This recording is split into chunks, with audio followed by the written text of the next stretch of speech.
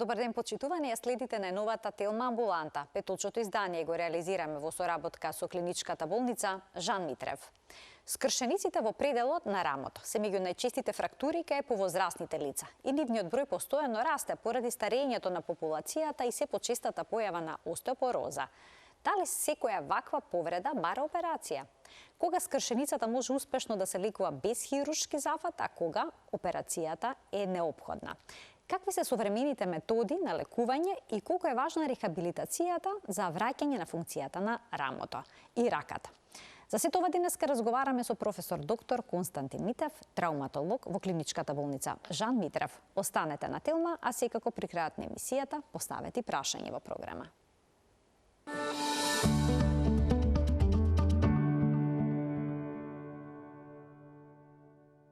Во денешната Телма амбуланта зборуваме за скршениците на рамо. Кога е неопходна хирургија, а кога сето тоа може да пројде без операција. На оваа тема денеска разговараме со професор доктор Константин Митев, специјалист по општа хирургија, субспецијалист по травматологија во клиничката болница Жан Митрев. Докторе, добре ни дојдовте во Телма амбуланта и добар ден. Добро најдов. Колку често се среќавате со скршеници на рамото и во пределот на рамото? Колку е честа оваа повреда? Да, најбитно да се каже дека овие скршеници спаѓаат во една група на остеопоротични скршеници, односно се јавуваат кај лица кои што се постари од 65 годишна возраст, напредната возраст, каде што доминира промена на густината на интензитетот на коските. Инциденцата е 6 до 7% од сите скршеници на телото. Меѓутоа, за нас не е тоа толку значајно во бројка, затоа што кога пациентите имаат скршеница, за нив е 100%. Дали е 6-7 во однос на цела популација не е битно. Меѓутоа е битно да се нагласи дека оваа скршеница е четврта поред од сите остеопоротични скршеници. Тука на прво место секогаш доаѓаат скршениците на пршлените, кои што на жалост и во современата дијагностика и медицина само 1/3 се дијагностицираат. Сите други се пропуштаат и мислат да старите лица ме боли грбот, тоа е од овде од замор, несоодветни вежбања, промена на време и така натаму. Меѓутоа кога доаѓаат тука веќе кај нас во последните неколку месеци, збориме конкретно за овие скршеници на пршлени, наоѓаме буквално по еден или по два, буквално толку намален краниокаудален промер на тие пршлени да дури не се познаваат. Тоа е значи првите најчести, потоа по нив следуваат скршениците на колкот, кои што се категорија исто поврзана со остеопороза и скршеници на рачниот зглоб. Значи овие се четвртите на ред, таа е така наречена скршеница во предел на рамото. Зашто се значајни? Затоа што порано се сметаше дека голем број, да не кажам преку 85% од нив, треба да не се третираат хируршки. Односно дека треба да биде само конзервативно и со тоа би се вратиле пациентите во нормални секојдневни активности. Во последните неколку декади, да кажем условно последните 3, голем замав зема хирургијата и тоа во понатомошниот дел од емисијата ќе го објасниме кои се предностите кај пациенти кои што се оперирани према оние кои што се третирани конзервативно со гипс, имобилизација, ортози и така натаму. Споменавте дека се ова остеопоротични повреди. Што тоа значи? Како тие настануваат? Остеопороза е скелетно метаболно заболување, значи на целиот организам, што ги зафаќа сите коски. И тоа е процес кај што жените почнува поради естрогенскиот дефицит веќе многу порано, нешто над 50 годишна возраст, додека кај целата кај машката популација над 65 годишна возраст и затоа и односот на овие скршеници е скоро 2, некогаш и 3:1 на жени во однос на мажи. Втората работа е што при оваа остеопороза доаѓа до губење на квалитетот и густината на коските. И сега поради тоа таа е компромитирана, така ја викаме ние, микроархитектоника на коскена структура. Одеднаш, значи градбата, како да кажеме, пример, зграда или куќа, која ќе ги промените темели или која ќе ги промените ѕидовите во нивниот квалитет, тие многу постануваат лесно фрагилни или ранливи и на мала енергија, на мал пад, на мало подпирање, доаѓа до пукање на оваа коскена структура. Таа остеопороза затоа е многу битно во светот да се на време да се направи скрининг, да се детектира и да може да се колку толку контролира или барем да се подобри квалитетот на таа коскена густина, за да може да се заштити од вакви последици, катастрофални да кажеме, затоа што после секоја скршеница периодот на закрепнување е долг, па периодот на инвалидност е долг, некогаш овие пациенти остануваат со движења кои што се буквално во рамки на само на прирачни да можете да обавувате ептен едноставни работи, додека оние комплексни, големи движења, ротации се скоро секогаш ограничени. Затоа, секогаш моја препорака е на сите да се тоа прво превенира, за да може да понатаму последиците бидат помалку катастрофални. Дали тоа значи дека и благ пат или пак удар ќе доведе до скршеница? Да. Тоа сакам да ви кажам и преска, например има случаи кои од кивање кршат пршлени. Од кивање на стариот. Значи колку е таа сила доволна за да тие пршлени во позиција која што е несоодветна. Ова е најчесто, збориме се во прелот на рамото, е припад буквално на рамна подлога или од сила која што имаше неколку пациентки од седење и играње со внуците, само на страна паѓање на рамото и кршење и праење тешка скршеница во предел на рамото. Дојде пациентката буквално деформирана со голем оток, деформитет, со јаки болки, со неможно за никаква зглобна функција. Пациентката ја опериравме и се брзо се врати во секојдневни активности. Дали тоа значи дека доколку кај возрасно лице се јави ваков тип на скршеница, тоа е знак дека коските се ослабени? Да, меѓутоа дека треба да направат преглед за остеопороза. Може ли некој што да биде првиот сигнал дека има проблем? Да, тоа се вика future predict на или fracture predict risk. Односно, на жалост, ние кај нас ги дознаваме работите од кои ќе се случат. Значи, тоа ни е знак дека веќе има остеопороз. Реалниот првите чекори или првото ниво е да се превенира и да може со соодветните тестови, како што се сеа DEXA скен, суверени тестови кои што ни покажуваат кој е степенот, што треба да се поправи, како треба да се тоа подобри квалитетот на коскената структура, за да не дојде до оваа скршеница, од која ќе дојде ние веќе ја третираме, тоа е. А како се јавуваат овие скршеници кај млади лица? Кај млади лица е сосема различна повредата. Зошто? Затоа што најчесто настануваат од високоенергетски повреди. И тоа се најчесто моторциклисти, сообраќајни несреќи, пат од висина и така натаму.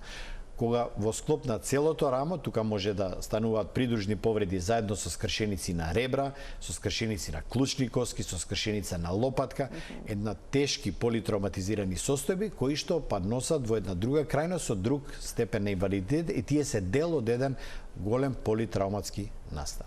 Но кај младо лице не би требало да дојде скршени до таков тип на нормален пат, да, меѓутоа пат. освен на високоенергетска, тоа е сосема друг механизам, да. И сега како се поставува диагноза, односно како се проценува тежината на фрактурата? Прво, секој пациент што доаѓа кај нас амбуланта, најчесто од врата се познава дека тој пациент си ја држи раката скршена, со другата рака ја придржува затоа што секое движење е многу болно. Второ, има локално оток, деформитет кој што буквално се познава вака на клиничка инспекција. И секоја палпација, дури блага палпација, предизвикува непријатно чувство и јака болка.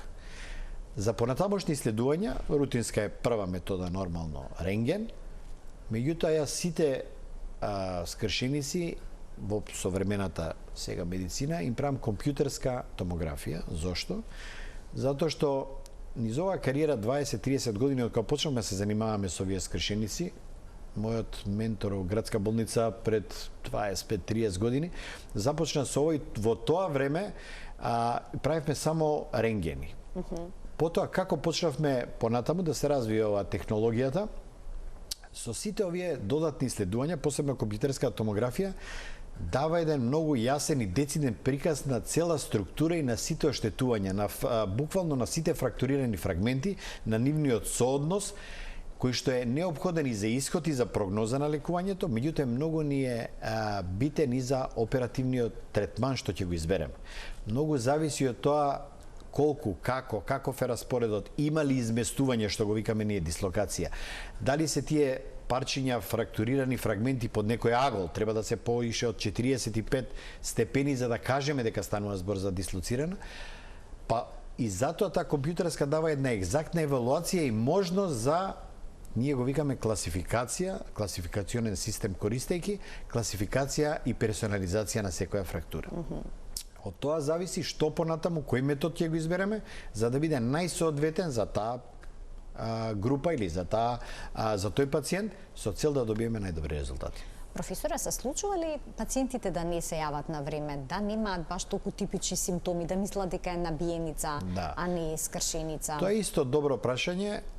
Мора да признам дека во порано, значи до пред можда 10 години, имаше еден голем тренд на луѓето кои што се трудеа дома и прво идеа на некои местачи, на некои нестручни манипулации, па после тоа се враќаат тука и гледаат дека тоа како не помага, па и се вие докторите да пробуете да го поправите тоа. Денеска можда да трае, имав од овие, да речеме, последниве 10 во овој месец, значи само еден имаше што беше ден и пол, два пациент, во кој што он кажува дека реално немало кој да го донесе, почекал таму, па и затоа беше каснењето. Иначе сите реално во првите, па да не кажам 24 сата, скоро сите доаѓаат. Има модрица на местото каде што е скршеницата? Така, сега, кога станува збор за скршениците, како се проценува дали ќе се причека, односно ќе се лекува конзервативно со имобилизација или ќе се пристапи кон операција? Да. Нема универзален став ова прашање? Не постои. Сега бев у Сингапур на конгрес и оваа тема ја презентиравме и се разви една дискусија. Еве да кажеме, во сите светски познати центри, контраверзите постојат секогаш. Кога, каде, дали, како, сите варијанти се можни. Меѓутоа, мора некои фактографски податоци, ако ги евидентирате, некои работи сами ви излегуваат. Односно, доколку станува збор за дислоцирана, значи изместена скршеница, со поместување на агол, со голем број фрагменти, исходот и прогнозата зависи од тоа колку брзо ќе оперирате, со кој метод ќе оперирате и дали ќе оперирате. Мора да признам дека и по JCI стандард и по сите светски нормативи прво мора да добиете согласност од пациентот. Значи мора да му ги приложите сите плюс и минус, односно сите предности и недостатоци и на конзервативниот и на оперативниот третман. Тоа се посебно за случаи кои што се гранични. За оние што се комплетно изместени, за оние што буквално спаѓаат во тие потешките групи, трети, четврта класификациона група, апсолутно е неопходна оперативен третман. Сега кај граничните случаи. Да. Ако се направи имобилизација, колку време пациентот треба да чека коската да зарасне? Значи, многу зависи од годините, нели, возраст, квалитет на коскена структура, исхрана, многу зависи пациентот дали е диабетичар, дали има некои коморбидитети. Поврзаност има огромна со пушењето, тоа треба да знаете дека пушењето е исто фактор кој што го спорува зараснувањето на коски. Исто алкохолната зависност, сите тие работи помагаат или спречуваат во зараснување на коска, затоа секоја фрактура е сама по себе, затоа е многу битно персонализација на фрактура, односно комплетно кај секој пациент и слична скршеница не зараснува исто, не оди исто и не дава исти резултати. Покрај скршеницата, што е фактор што може да се види, многу е битно да знаете дека не се крши само коската. Кога се крши коската, околу неа се кинат лигаменти, се стегнуваат мускули, ставаат отоци внатре во подкожно ткиво, мускулно ткиво, фасција се кине и така. Сите тие структури треба да зараснат за да може да добиеме некакво соодветно движење. Затоа голем број од луѓето грешат кога види коската не е многу страшна, може да помине вака, брзо ќе ми зарасне, за да после видат дека целиот локомоторен апарат е составен од меѓузависност на голем број структури кои што еден со друг се толку поврзани да и тие нерви, крвни садови, мускули, тетиви, сите функционираат како едно за да може да имате комплетно ротација, движење или некоја комплексна активност во зглобот. Во таков случај на пациентот му се става гипс? Најчесто сега гипсот се отфрла и се ставаат имобилизатори за рамо, кои што се некако слинг, ние така наречени мители, кои што се, зашто се тие предности, се негде се третира меѓу 4 до 6 недели, тие се подобри затоа што пациентот има подобра хигиена. Тоа значи дека може да се тушира, да се изми и све, без разлика од гипсот кој што посебно по овакво време топло спурно, значи за тоа време се усмрдува, доаѓа до потење на пациентот, доаѓа до отварање на рани, до директна афекција на кожа и тоа се све работи што се повеќе се сврлат. Меѓутоа без разлика пациентот мора да биде месец дена, нели, тоа негде 5-6 недели, зависи нормално од типот на скршеницата, возраста. Меѓутоа тоа е некоја средна просечна вредност на недели која што пациентот мора да биде во иста позиција без никакво движење за да не доаѓа до влошување на состојбата. А остава никаква последица недвижењето? Тоа е едно прашање што исто ја на студентите им го поставувам, тоа е често, зашто треба или не треба да се оперира. Едно од тие работи, нешто зглоб кога мирува повеќе време од 3 недели, остануваат секогаш контрактури и ограничување затоа што тие лигаменти, тетиви, тоа што го збориме, се долго време неактивни. Самата неактивност ги укочува, го менува еластичноста, го менува колагенот, друг тип на колаген почнува да преовладува и сето тоа од овде доведува потоа до покрутост и потешка нормална функција на секој зглоб. Но повозрастните лица се плашат обично од хирургија. Се случува ли да им сугерирате дека е неопходно да се направи операцијата и сепак да речат дека сакат да пробат со имобилизација? Да, сега имав една анестезијата обично ги плаши. Да, сега имав една пациентка, нели првично кој ќе кажете од овде, возраст 73 години, и кој ќе кажете одма според, нели, мислење едно и друго, јас сум на ставот дека ова треба да се оперира по сите протоколи, по сите стандарди. На прво не, добро е вака, ќе видиме, јас сум стара, да бев млада ќе се оперирав, нели? Тоа е едно од тие тези што ги држат. Меѓутоа после 3 до 4 дена вика ја не можам да издржам, не можам да се мрдам лево и десно, дајте правите што треба за да можам да функционирам. Се укочив скроз на секое вртење. Многу боли, отеков целат.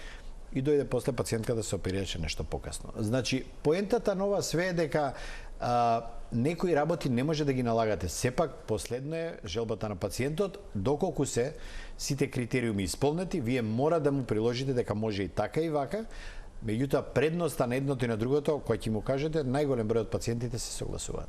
А што најмногу ги плаши? Страф од непознатото. Прво, затоа што значи тоа анестезија, да не се разбудам, тоа е едниот дел. Потоа, што ако нешто ми се случи да се инфицира, се докрши таму нервот да не ми се фати при операцијата, па да ми откаже скроз раката. Има многу варијанти на тема, меѓутоа денешно време, затоа е многу значаен и односот на пациент-лекар.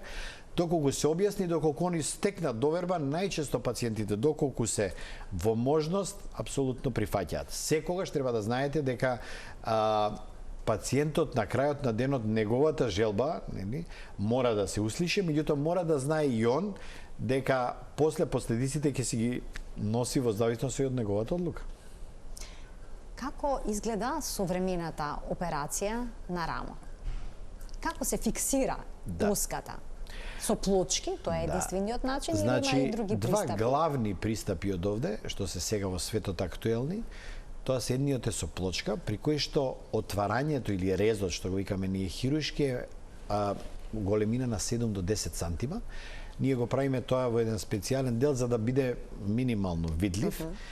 И тоа е така наречена отворена метода, затоа што сепак имаме голема површина што е експонирана на надворешна средина и тука доаѓаме до репозиција и се ставаат плочки штрафои кои го блокираат системот за да може да дојде прво до зараснување, до таа што е викаме ние стабилна анатомска репозиција и за да се овозможи на тие фрагменти во мир да зарастат и да формира нова коска.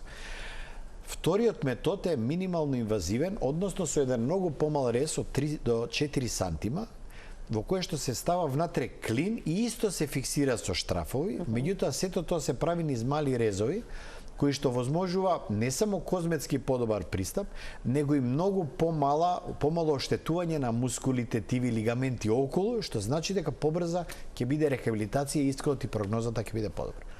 Сад, тоа е таа контраверза што у свет, што реално луѓе што ја работиме оваа работа, рутински, долги години, проценката која метода и ден денес е, ние така ги викаме луѓе што повеќе ставаат клино и луѓе што поише ставаат плочки, во зависност од нивната, нели, предодреденост или да кажеме преференца, затоа што голем број се едуцирани за одредена метода. Меѓутоа мора да им се прикажат на пациентите овие методи и да ги видат разликите за која прифаќат и на таа се одлучуваат.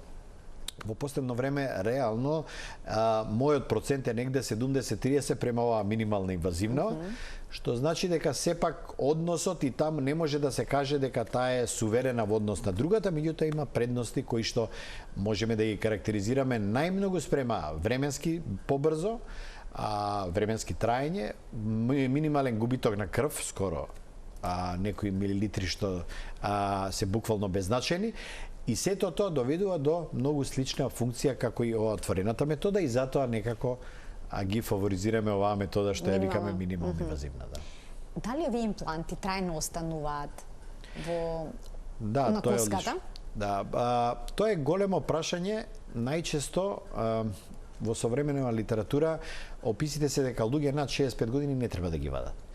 Меѓутоа има голем број на пациенти што да кажеме една третина, што не сакаат, затоа што кога ќе зарасне коската после година и пол, нели, тие импланти може да се извадат без проблем, затоа што сметаат дека, нели, денешно време модерно, па читаат се и се што, дека тоа као на долг рок може да им прави алергии, па може да им прави некакво отфрлање на имплантот, па може да им прави некои идат до таму дека може да прават некои канцерогени, иако мора да кажеме дека тоа ништо, тоа не е точно.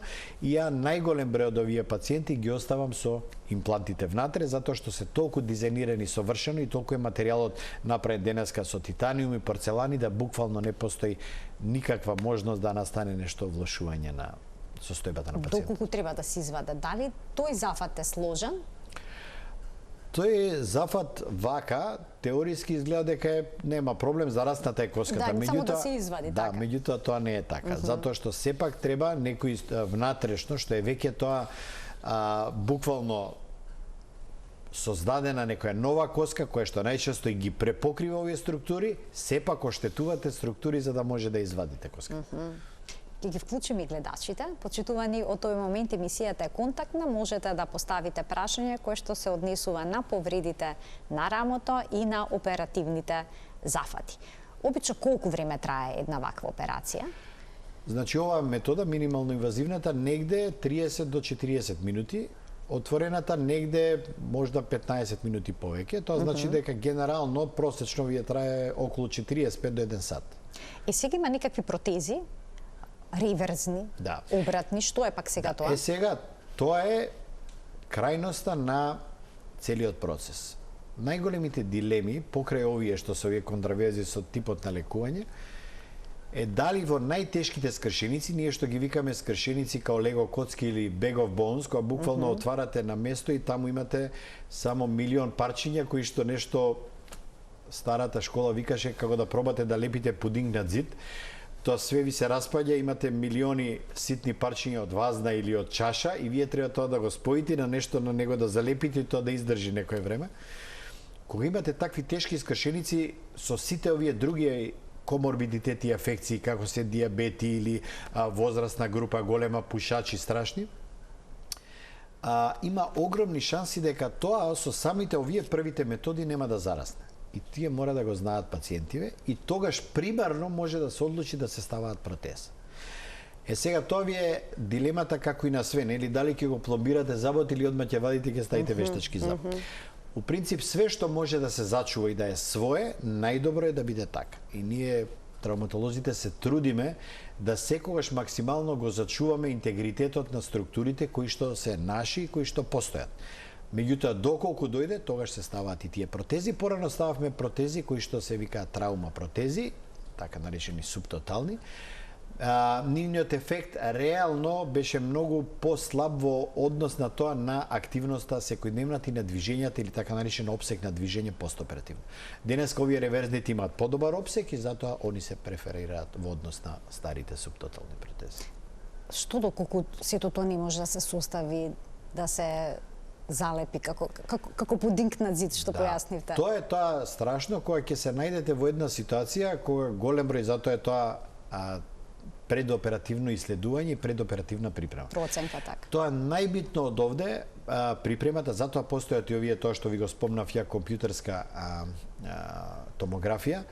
Тоа што го гледаме на рентген во однос на тоа што е компјутер, како да ви кажам, тоа е 1/10 од тоа реално што се случило на тоа место. Кога сте спремни, па денес имаме и магнетна резонанца за сите странични структури, тоа значи и мускулите, тетивите, лигаментите, и сето тоа, ако добро го изанализирате, реално грешките се сведени на минимум. Што доколку пациентот има напредната остеопороза, како ќе изгледа за здравувањето? Можат ли да се стават и тие импланти на коска која што не е доволно цврста и силна? Тоа беше едно од прашањата исто сега, значи имаше енглески млади специјализанти кои што дојдаа на тоа и баш прашуваа за ова колкав дел од тие штрафови ќе држат. Најновите импланти се така поставени да тие штрафови сами по себе се направени за да држат остеопороза. Односно, тие се само заклучувачки или блокирачки се заклучуваат во самата плочка и може да држат и остеопоротични коски. Значи има решение и за тој проблем. Имаме гледач, ќе му дадеме предност. Добар ден. Ало? Во програма сте, повелете. Поздрав до докторот и до вас. Имам едно прашање. Повелете. Пред многу години десната рака ми беше скршена, не се зараснуваше, ми правија операција, ми ставија 2 шипки од едната и од другата страна и неколку штрафови. Меѓутоа, не се извадени, ми стојат и сега по некое време почнува да ме боли. Што треба да се направи? Што понатаму, да немате уште некој дополнително прашање, професоре? Значи тоа станува збор за подлактица? Не, под рамото. Аха, под рамото, значи За надлактица? надлактицата. Така? Да, Оваа да, коска да. тука. Добро. Уште Не, некој не, прашање? Тоа е се. Ви благодарам за вклучувањето во програма. Повелете. Ова е типичен пример за проценка на типот на скршеница. Зошто е ова значено? Според ова што го слушаме, најверојатно тоа поминало низ процес на прво одложено зараснување, а потоа и незараснување, затоа што немало контакт помеѓу фрагментите од коската. Кога немаме контакт, тоа не може ни да зарасне. Станале немир, имале голема дислокација, пробано да се третира конзервативно и потоа се отишло во втор акт да се оперира. Сега се ставени плочки, мора да дојде пациентката да направиме една контролна слика, да се види дали болките потекнуваат од така наречена остеолиза на тоа место каде што било, дали доаѓа некој процес што е активен од сосема некоја друга работа, или е процес кој што е буквално неповрзан со оваа скршеница. Затоа Остеолиза рековте? Остеолиза, Што е тоа може да се јавува губење на квалитетот на коската од различен процес. Тоа може да биде од секаква природа. Мора да видиме дали е инфективна, дали е механичка, дали е кршење на штрафој и така натаму мора да се види од што е. Значи преглед неопходен. Уште еден гледач. Во продолжение на денешната телма амбуланта ќе постави прашање. Добар ден. Ало? Во програма сте, повелете. Добар ден. Добар ден. Ја се уклучив сега скоро во програма и баш сум тука заинтересиран за рамото, а имам рамото не ми е повредено, лигаментите ми се повредени. Дали има нешто лек за тоа правење, ова, што дали операција? Какви симптоми имате? Може докторот да ми каже. Така, болки имате, предпоставувам. Болки нон-стоп. А ограниченост во движењата? Не можам да вака до увото и не можам да се измеам главата. И толку не иде на нагоре. Така. И за тоа викам да прашам и од која координација е да не знам ја за тоа да прашам. Ви благодарам за вклучувањето во програма. Професорот работи во клиничката болница Жан Митрев. Повелете, професор. Ова е многу честа патологија, болка во рамо како ентитет поврзан со голем број на етиопатогенетски, односно предизвикувачки фактори кои што може да делуваат самостојно или да биде така наречено мултифакторијално. Кај овие пациенти апсолутно заслужува комплетна диагностика која што е поврзано прво со лабораториски исследувања, затоа што секогаш, посебно во напредната возраст, мора да мислиме на некои заболувања од реуматска природа, аутоимуни заболувања и така натаму. Може да станува збор за травматска, може да станува збор за области кои што се така наречени, нели, субакромијален импичмент, една многу честа состојба каде што доаѓа до артроза на сите ситни зглобови, потоа до калцифицирање, односно до калцификати во предел на рамото. Сето тоа мора да се иследи и да се направи соодветна прво диагностика, а потоа нормално дека има лек. исходот и прогнозата ќе зависи колку време траеле симптомите, која е состојбата и што пациентот очекува од понатамошната секојдневна активност. Може ли да се успее да се воспостави нормално движење на рамото? Ние сето тоа што го правиме, се трудиме и скоро, еве да кажеме, преку 85% евалуационо имаме резултати кои што ги враќаме пациентите во нормална функција. А секогаш треба да знаете дека многу зависи временски колку време траеле и факторите што ги набројуваме. Значи, голем број на коморбидитети одредуваат дали или не и до каде, ја на секој им кажувам, рехабилитацијата и вежбањето на пациентите. Имаме пациенти со буквално многу слични и помлади и постари, кои што е само разликата во нивното вежбање. Вежбањето и таа физичка активност и соодветното зајакнување на цела мускулатура и на тој лигаментарен апарат допринесува до подобрување сигнификантно или значајно на едни во однос на други што не вежбаат соодветно. Значи, доколку отсуствува физичката активност и вежбањето и покрај тоа што совршено направена операцијата, пациентот нема да го постигне. Никаков ефект нема да има или нема да има значаен ефект доколку тоа не го искористиме само како дел од процесот на лекување. Ние пациентот им кажувам на сите го гледаме во целост, не е само тоа лево рамо, десен рачен зглоб. Тој комплетно мора да функционира затоа што тоа рамо е поврзано со структури, со нерви од врат, од лакт. Целото движење не е само во еден зглоб, тоа е комплетна биомеханика на телото и така треба да се гледа организмот. Добив знак дека уште еден гледач ќе постави прашање во денешната емисија. Добар ден. Ало? Во програма сте, повелете. Добар ден. Вака сакам да го прашам докторот. Имам проблеми со десното рамо веќе преку една година и 2-3 месеци. Лани во мај месец правев прва терапија, значи физикална, не ми помогна ништо. Во август месец бев во градска болница, таму направив магнетна резонанса и прво ми дадо инекција во рамо. Помогна околу месец и пол, 2 месеци беше подобро, после тоа иста песна пак. Во крајот на декември, јануар месец правев терапија, не физикална, него како со пиштол ме удираат тука во рамото, со многу болки мислам дека ме удираат, не знам како се вика тој метод. И не помогна. После тоа на истото место ми дадоа физикални терапии, значи со 2 пати 15 минути струја, диадинамика, магнет и уште нешто, не знам што беше. И повторно нема резултат, претпоставувам. Прашањето ви е што да се направи за да ви... Да, сега вака преку ден функционирам, не е проблем, мислам ме боли функционирам. Меѓутоа навечер кога спијам, раката како мртва, морам да ја фатам со другата рака да ја пребацам. Така, ви благодарам за вклучувањето во програма. Професор, што може да советувате во една ваква ситуација? Ова е нешто што германците викаат, многу сте богата држава кој успевате толку години да се влечете по физикални терапии, по сите можни методи пред да преминете на оперативен третман. Некои работи од овде идат следствено по некој алгоритам, по некој протокол и треба секогаш да се почне, нели, прво со физикална терапија, со инекција, каде што е пациентот, меѓутоа доколку резултатите првично се слаби или не се соодветни на возраст, на активност, треба да се премине на оперативен третман. А ова е веќе мачење година, година и пол, 2, во кое што секој дневно буквално не само влијае на физичкиот, него сигурно влијае и на психички, на сон, на расположение на животот, на квалитетот. И затоа, кој ќе биде во овој степен, апсолутно е неопходно да се помине во една друга фаза, тоа е оперативно. Овде за овие методи користам директно, тоа одма ќе му кажам на пациентот, без разлика што ги немаме сите резултати, треба да се направи прво артроскопија или минимално инвазивно, а артроскопија на рамо. Таму ќе се направи отварање на просторот, што моментално му го прави ова стеснување и овој буквално така наречен субакромелен импичмент, дали станува збор за адхезивен капсулит, дали за frozen shoulder. Битно е дека треба да се тоа рамо ослободи за да симптомите бидат сигурно подобрени негде до 75%. Што значи дека вака секојдневно мачење, мислам дека треба пациентот да се преориентира кон оперативен третман. Кон хирургија. Да. Уште еден гледач имаме. Добар ден. Ало. Повелете, во програма сте. Добар ден. Добар ден. Прво да го поздравам докторот.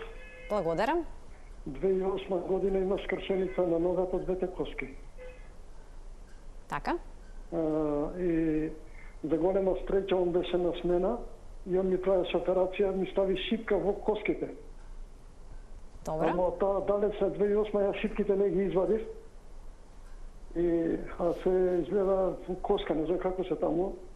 Па сакам да го прашам, тоа више сепак касно, тие се поминати скоро 16 години. Дали ќе имам некојаш проблеми? Не, за сега немам ништо. За родење, за... На која возраста? Па 62 години веќе. А кога сум оперирал? 2008? 2008 мислам, градска болница. Да. Се сеќавам недела после ручек.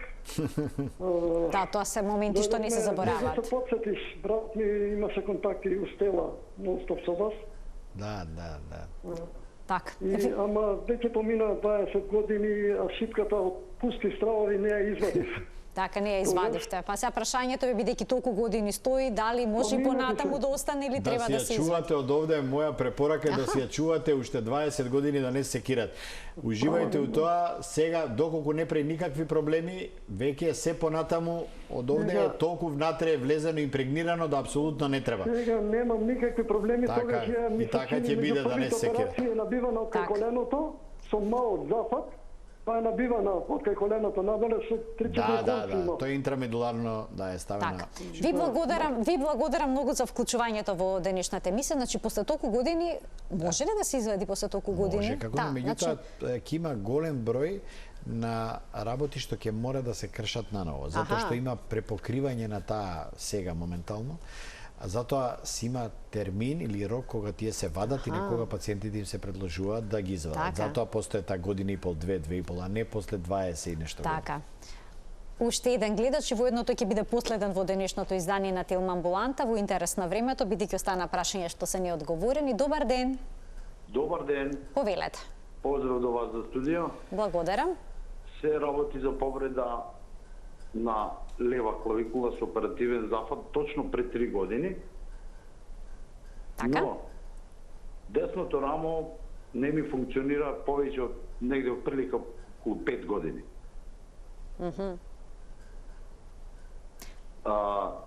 Дали имплантот што ми е вграден во левото рамо делува на десното или па...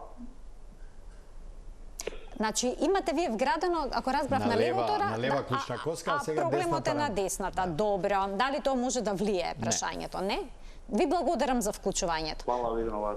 Значи, тоа не може да влие, а какви прегледи треба да се направат? Значи, апсолутно тоа е сосема од друга етиологија. Најчесто, нели, треба да се направи соодветен прво, нели, како ортопедски, така невролошки преглед, треба електромиографија на горни екстремитети, да се направи пренос и кондукција на нерви од вратен рбет, така да има многу прегледи што треба да се завршат, меѓутоа поврзаност не постои. Споменавте дека е многу важна рехабилитацијата, односно вежбите по операцијата на рамо. Колку време по операцијата пациентот треба да почне да вежба? Најдобро од овде, затоа служат овие оперативните методи, веднаш после операција многу побрзо, ја на сите им кажувам, веќе 7 до 10 ден после операција, овие пациенти веќе се упатуваат на физикална терапија, почнуваат со движење. Релативно брзо. Овие што се со конзервативен со гипс, тие мораат 5 до 6 недели да имаат строго мирување. 5 до 6 недели е период кога за тоа време веќе ги ограничивме сите други тетиви, мускули, лигаменти и опсегот ќе биде многу послаб. За овие пациенти што се оперирани, многу побрзо почнуваат со движења, па да не кажеме 6-тиот, 7-тиот ден, веќе почнуваат со движења напред-назад, бицепс активност, движења, буквално активностите што не се поврзани со екстерни и интерни ротации драматични, сето друго пациентите веќе може да го обуват веќе после 5-6 ден. Кога може да очекуваат нормално да почнат да ја користат раката? Сето тоа е тоа што го збориме повторно, многу зависи од вежбањето. Значи имаме пациенти што со овие интрамедуларни сега, на 8 до 12 недела, во тој период 10-та, буквално работат 90% од работите претходно. Значи 8 до 12 недела е некој предиктор што понатаму ќе се случи. Меѓутоа тоа зависи колку е он активен, колку вежбал. Има луѓе што работат со физиотерапевти, со фитнес тренери, има луѓе што чекаат сами по себе и од страв не мрдаат, иако се оперирани, има и такви што оперирани имаат подобро, вика нек си биде вака да си бидам мирен ја, него да вежбам, затоа што тоа е се уште таа дисонантна активност помеѓу реалноста и дека стравот нека поседи уште некое време вака мир, па потоа ќе почнам да вежбам. Има и такви размислувања. Има апсолутно, да. Да ја чуваат раката. Да, подобро да си ја чувам вака како ми е, така е, да видиме нека си зарасти мирно. Мирно зарасна, да. Но тоа не го препорачувате, секако никако таков пристап. А кои се можните компликации од операцијата? Секоја операција има ризик и тоа мора да знаеме на сите системи. Прво, ризикот е од, тоа го кажуваме на сите пациенти, тоа е прво ризикот од анестезија. Значи, секоја анестезија има свој ризик. Моментално, денеска е толку тоа сведено на минимум, да не знам дали веќе вредат тие ризици да се нотираат у некој 0,1-0,3%. Тоа може да биде алергија на анестетици, може да биде проблем со анестезијата и така натаму.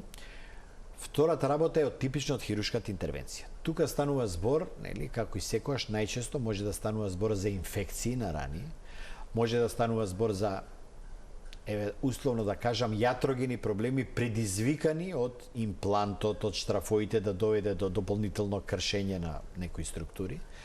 Може да се доведе до за време збориме на интервенцијата до понатаму, до поспоро зараснување заради најчесто оштетување на некои структури за време на овие оперативни захвати и нормално постоперативно може да се јават сите компликации што се поврзани со тромбози, со инфекции кои што се во така наречени долгорочни компликации. Ова е битно да се нагласи, мора сите да го знаат, меѓутоа мора да ги знаат и реално и процентите. Значи, тоа е толку ретко во денешно време, посебно за овие, сега конкретно збориме за рамо, да буквално се статистичка грешка. Затоа што кај луѓе што знаат да го работат ова и кај услови и во болници и во соодветни установи каде што е ова рутинска метода, со целиот персонал кој што е апсолутно едуциран за ваков тип на повреди, буквално се овие статистички грешки. Така.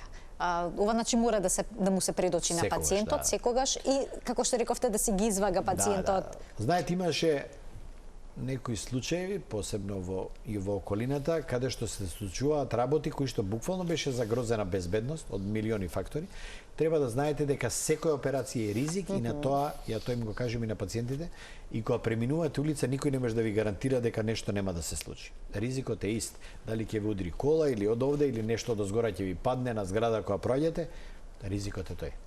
А им препорачувате ли на пациентите да променат одредени навики, цигарите да ги остават на пример за побрзо закрепнување, во смисол дали треба некаква витаминска терапија, начин на исхрана, дали тоа има некакво влијание? Тоа има во однос на годините, возраста. Во последните декади многу работи се променија. Голем број на мултицентрични студии сега во Сингапур, кинезите објави исто студии у последните огромен број на клинички центри низ цела Кина, покажуваат кои се предностите на луѓе што користат препарати или суплементи за подобрување на квалитетот на коскените структури.